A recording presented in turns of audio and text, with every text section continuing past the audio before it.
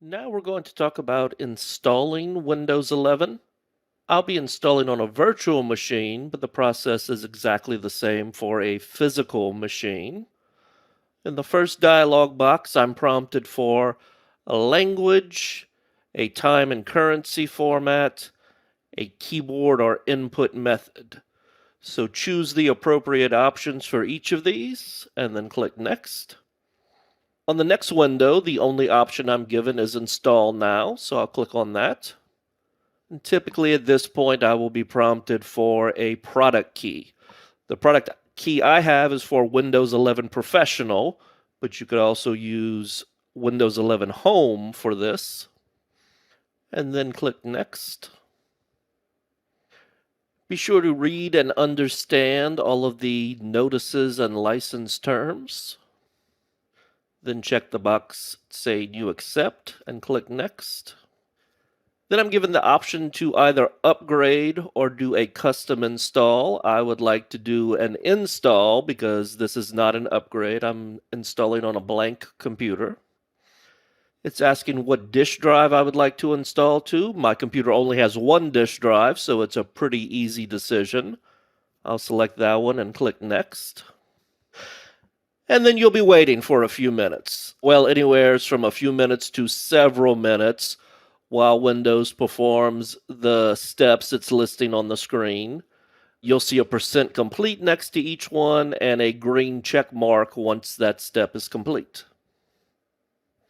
Now Windows has completed the necessary steps and is going to reboot, so I'll allow that to happen. Here for me it's showing Hyper-V because I'm using a Hyper-V virtual machine. If you were installing on physical hardware, you would probably see the logo of the hardware manufacturer on this screen. And now Windows is going to ask me a series of questions. I'm going to answer them appropriately for my location. You can do the same for your location. So it's asking what country I'm in. I'll select my country and click Yes. Asking about what type of keyboard I'd like. I'll choose US and click Yes. Would I like to add a second keyboard? No, thank you, so I will skip that. And now it's checking for updates.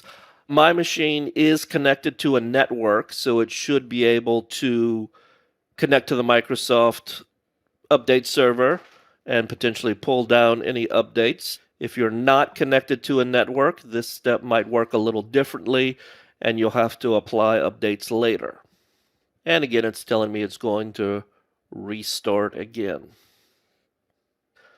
Now it's asking me to name the device. The name is not important to the functionality. It's just an administrative function for you to find the computer. And then I'll click Next. Then it's asking if I'd like to set up for personal use or a second category of work or school. I'm going to choose personal use and click Next. Then it would like me to add a Microsoft account. You can skip this step, but I'm going to choose not to, and I'm going to go ahead and give it my Microsoft account and click Next. And then it wants the password for that account. And I'll click Sign In.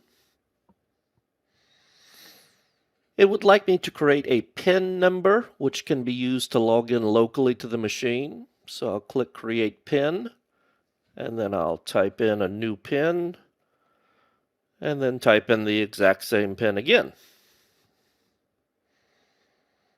Now it's telling me that the Microsoft account I used has been used on other PCs, and it's giving me the option to restore my files from that other machine. But that's not what I'd like to do. I'd like to make this into a new PC, not a clone of an old PC. So I'll click on Set Up as New Device, and then click Next. In this interface, it's asking me to configure some of the options around privacy, such as would I like to disclose my location and different diagnostic data. I am just going to accept the default on all of these and click Accept. Now it's asking me to customize my experience by potentially installing entertainment software, school software, creativity software. I will skip all of that for now. We can always go back later and add any of this. It's asking me if I'd like to back up my files with OneDrive. They should be automatically protected, so I'll click Next to accept the defaults. It's asking me if I'd like to have a free trial of Microsoft 365. Although that's a very good product, and if you don't have it, I recommend going for the free trial, but that's not the focus of this course, so I will decline. And same with Xbox. Again, a good product. Feel free to join if you like it, but not the purpose of this course, so I will skip for now. And now my computer tells me hi. I like when computers are friendly towards me. And now it looks like everything is installed and we're ready to log in. It's prompting me for the PIN that I set up during installation. So I'll type that in. And now I've successfully installed and logged into a new Windows 11 machine.